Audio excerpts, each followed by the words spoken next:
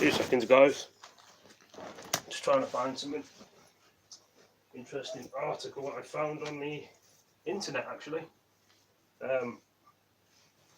Look. Now I'm just thinking about this interesting article.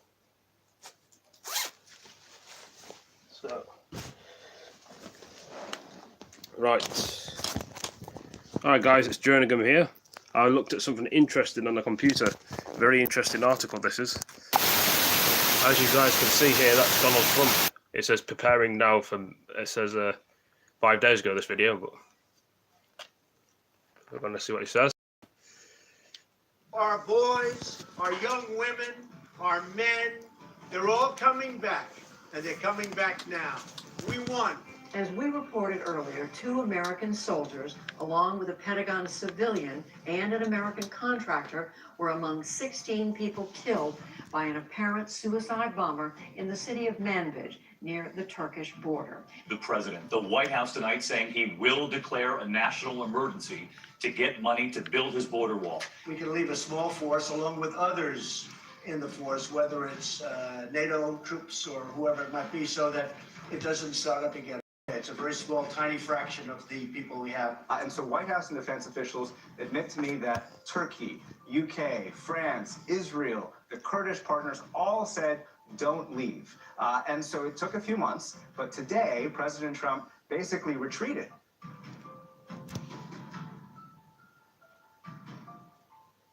In the midst, the outlines of some unusual ship. The HDMS Thetis from Denmark. German Rhone-class tanker Spessart. Part of a contingent of 8 warships, mine hunters and replenishment vessels from 2 operational NATO groupings. They're in Devonport en route to exercise Joint Warrior off the west coast of Scotland. HMS Westminster will be part of the group, as will HMS Catterstock. She's part of standing NATO Mine Countermeasures Group 1. And in the wardroom, I have a coffee with NATO officers from various countries as they look ahead to Joint Warrior. It's challenging the group in different dimensions, different ways than we've been used to. So it's definitely going to increase the level of training for the entire group and increase also our readiness. Really, for us, it's for getting the good knowledge of how to do the different navies work in a multi-threat environment. I'm pretty sure it is going to be a great exercise, just because of the quality of the organisers. Much anticipation within this standing NATO group for Joint Warrior. I guess the same is true of your crew and the opportunities it affords. Absolutely. This exercise, from the sheer scale of it, will really put my people through their paces. Joint Warrior is a twice-annual tri-service exercise in the UK with significant input from partner nations. 10,300 personnel will take part, 35 warships, 5 submarines and 59 aircraft from 13 countries. They split into 2 opposing task forces with sea, land and air exercises. For these ships, that'll mean working in the Scottish exercise area off the west coast of Scotland and then down to the southwest coast of Wales. Arleigh Burke-class destroyer USS Gravely is flagship of standing NATO Maritime Group 1 working in the Eastern Atlantic. The environment is interesting and challenging. It will be at sea as well as in the air. But the joint nature is important. That NATO, like all of our militaries, plans and practices to fight jointly. We don't plan on and really couldn't envision not fighting as a combined the maritime with air and even land forces. Joint Warrior grew out of the Navy-only Neptune Warrior exercise. It now represents accurate tri-service training in some pretty tough conditions. As we've seen, it's an opportunity warmly welcomed by our NATO partners. Tim Cooper, Forces News, Plymouth.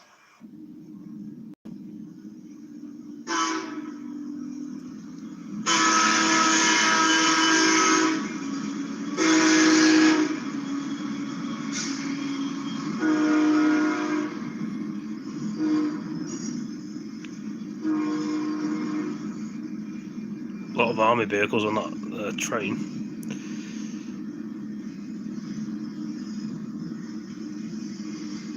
So they mentioned the UK, America, Scotland, Wales. This is 5 days ago video, but I just thought I'd show this on my phone to show people that have probably not seen it. About the England's supposed to be leaving the EU on the 29th of March. If there's no deal, people are protesting on the streets for a deal. Then it'd be backdated to the 30th of March. Then May the 12th. It's bloody stupid. And we got this thing on the news as well. What's going on in the world as well.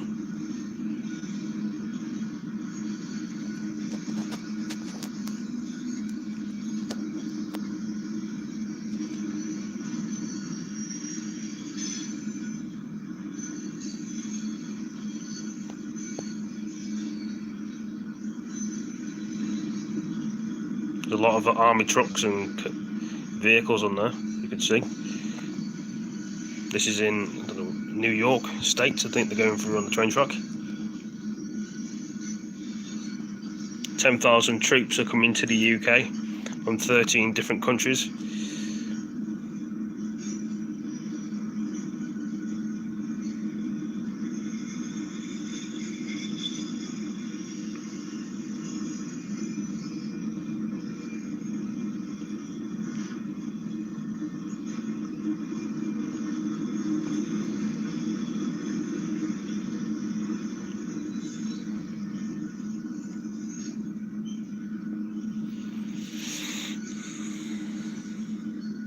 Supposed to be an exercise for the UK. 30th of March we're leaving the EU, the 29th of March, day after military exercises. There's something's going on, with, you can see from here. Seems a bit weird.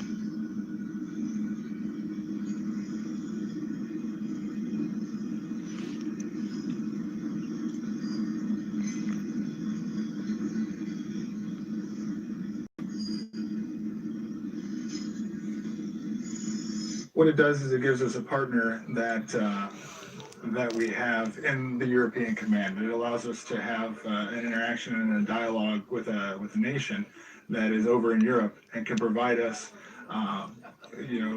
provide us insight onto what's going on in the area, not only culturally but strategically. This week we've been the 102nd Cav has treated us like gold. They really have. They've allowed us to come out and become familiar with all of the U.S. weapon systems, because again,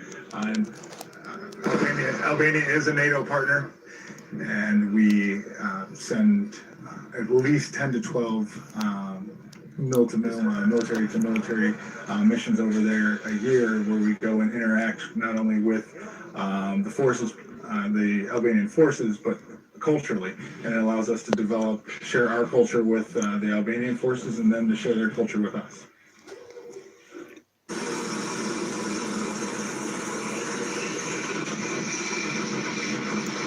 Forgotten troops of US beginning to train. Or training.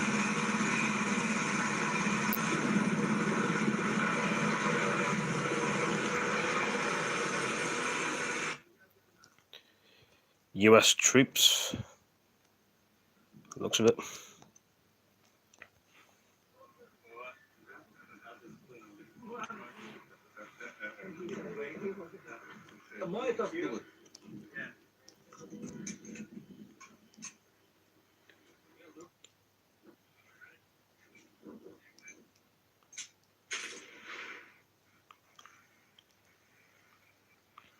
There's Donald Trump.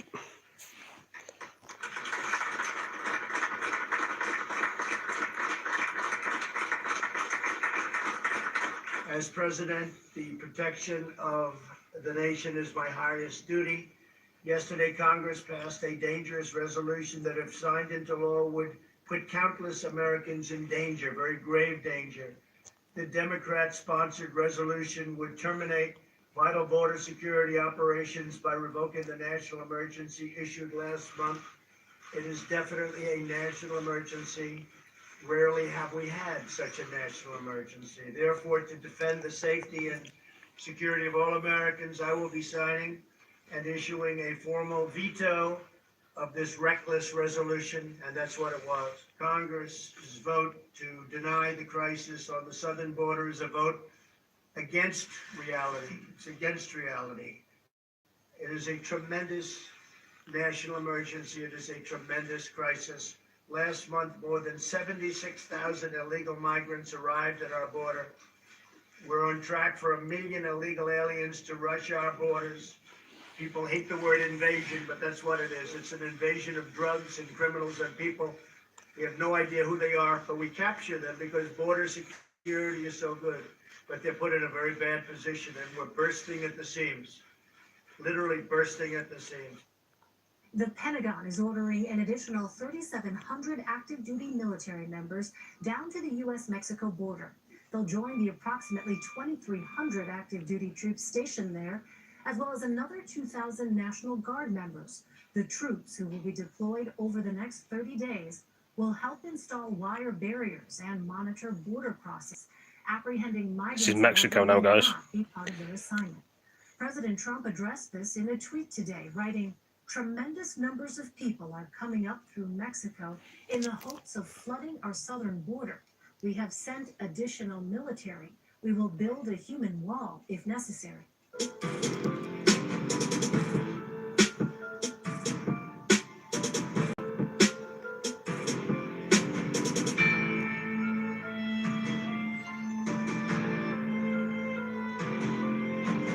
So it talks about the UK, now it's talking about Mexico, then the US problems as well.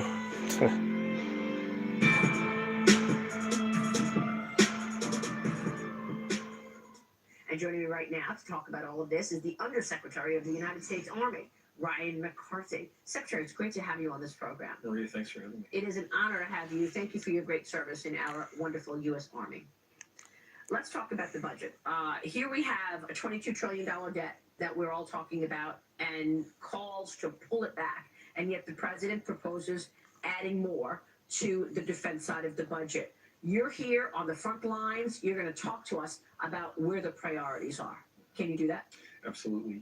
Maria, the world is a very complex and dangerous place. The U.S. Army has been in sustained combat operations for 17 years.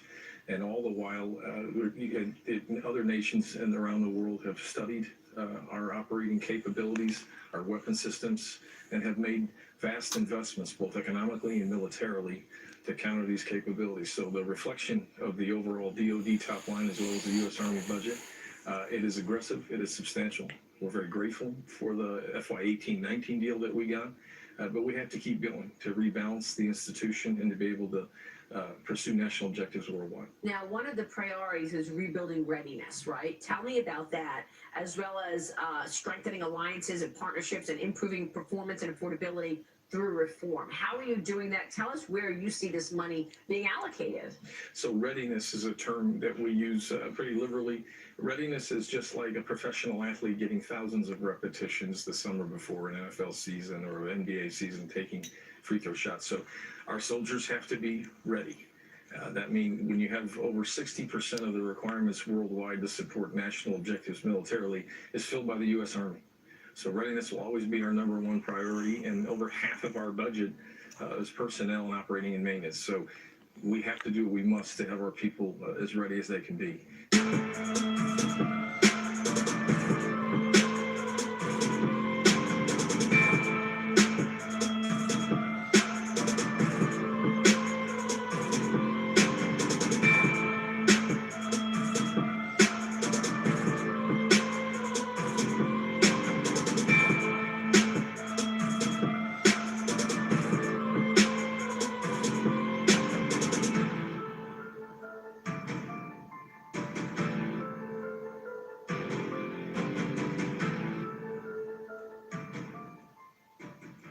For our signature weapon systems and our formations. So we have to make these choices to move forward.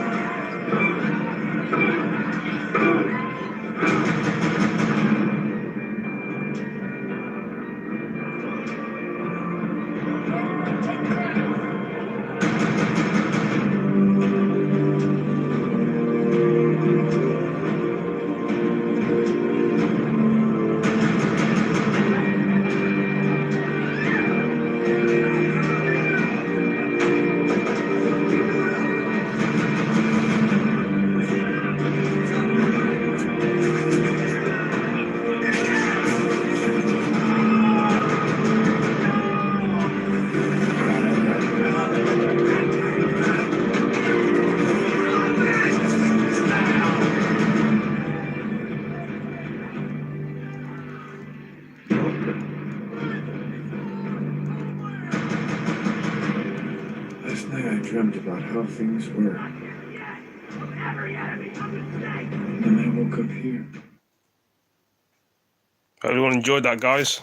I'm going to try and find the next one and put it on. I can find it. There are many reasons why organisations... Right, so I'll go find the next video. Let's have a look.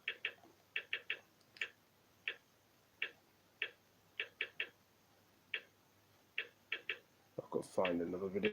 There's just so many crazy things that are going on in the world at the moment, guys, as we all know. And let's try and find another video.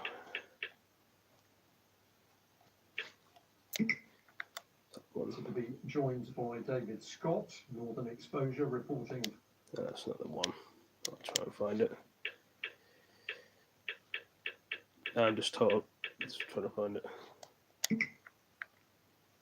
Facebook, problem.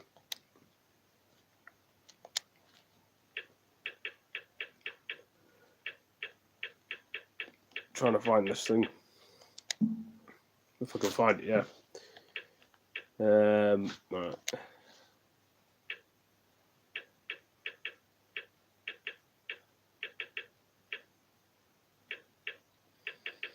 I can't find it.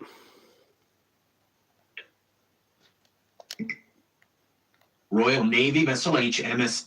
This is the one. No, I'm just trying to look for something. Yeah, I'm just filming what I filmed on the phone. Just a second.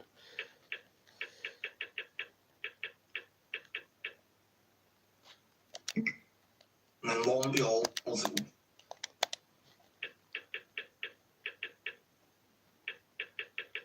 Yeah, just flicking through there. Yeah, I'm fine. I'm just looking for something.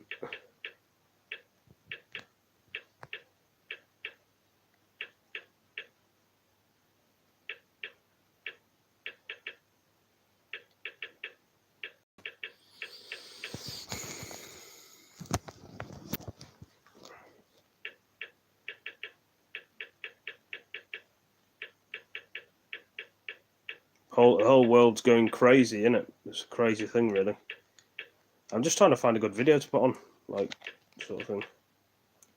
But with all this Brexit stuff, you know, you got Brexit everywhere.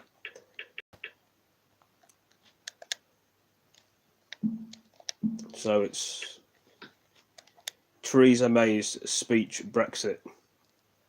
You got all this craziness stuff.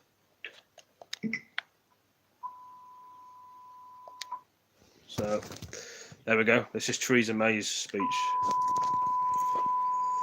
Sorry about the quality on the phone, but that's what I'm filming it on. It decides to fast forward it, sort of thing. Why it's beeping like that.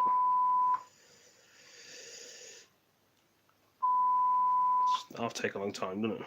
It's like 2 seconds, guys. Try and find it.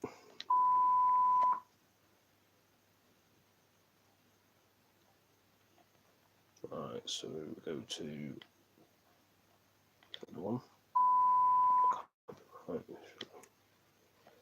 Why is it? That's a tree, surely. No, I'm just trying to find something. Put the phone down a minute. Where's that gone then? Alright, just a minute. Gotta find this bloody thing.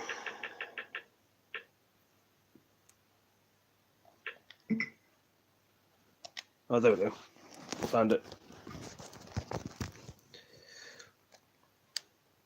So about that, guys. Was just trying to find Theresa May's speech on Brexit. Nearly 3 years have passed since the public voted to leave the European Union.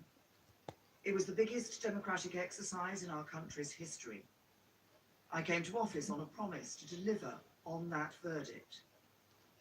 In March 2017, It'd be nice to leave the EU on the 29th, but nobody knows what's going to happen. The EU, and Parliament supported it overwhelmingly.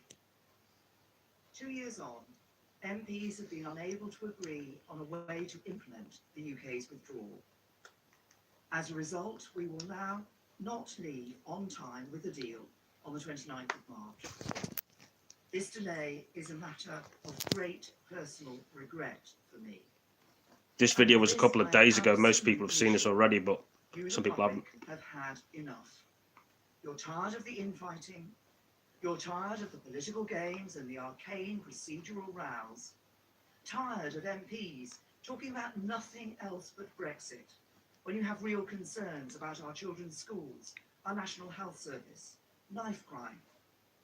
You want this stage of the Brexit process to be over and done with. I agree. I am on your side. It is now time for MPs to decide. So today I have written to Donald Tusk, the President of the European Council, to request a short extension of Article 50 up to the 30th of June to give MPs the time to make a final choice. Do they want to leave the EU with a deal which delivers on the result of the referendum, that takes back control of our money, borders and laws, while protecting jobs and our national security? Do they want to leave without a deal? Or do they not want to leave at all, causing potentially irreparable damage to public trust, not just in this generation of politicians, but to our entire democratic process? It is high time we made a decision. So far, Parliament has done everything possible to avoid making a choice. Motion after motion and amendment after amendment has been tabled without Parliament ever deciding what it wants. All MPs have been willing to say is what they do not want. I passionately hope MPs will find a way to back the deal I've negotiated with the EU. A deal that delivers on the result of the referendum and is the very best deal negotiable. And I will continue to work night and day to secure the support of my colleagues, the DUP and others for this deal. But I am not prepared to delay Brexit any further than the 30th of June. Some argue that I'm making the wrong choice, and I should ask for a longer extension to the end of the year or beyond, to give more time for politicians to argue over the way forward. That would mean asking you to vote in European elections nearly 3 years after our country decided to leave. What kind of message would that send? And just how bitter and divisive would that election campaign be, at a time when the country desperately needs bringing back together? Some have suggested holding a second referendum. I don't believe that's what you want, and it is not what I want. We asked you the question already, and you gave us your answer. Now, you want us to get on with it, and that is what I am determined to do. I mean, I know that speech was a few days ago, guys, but you can sort of see that what you were saying about that. And Jeremy Corbyn wants to stay in the single market of Labour, and Theresa May wants to leave the EU. Which I want to leave the EU. I want our country to be back. I want our borders back. I want to be able to fish on our own seas, instead of the French coming over from Calais and fishing in our waters in Spain. They can take so many fish back from the English Channel, and we can't. We only own some of the English waters, and if we take too much fish out of our English sea, we have to put some back in. So who knows if Brexit might happen on the 29th next Friday, or whenever it is.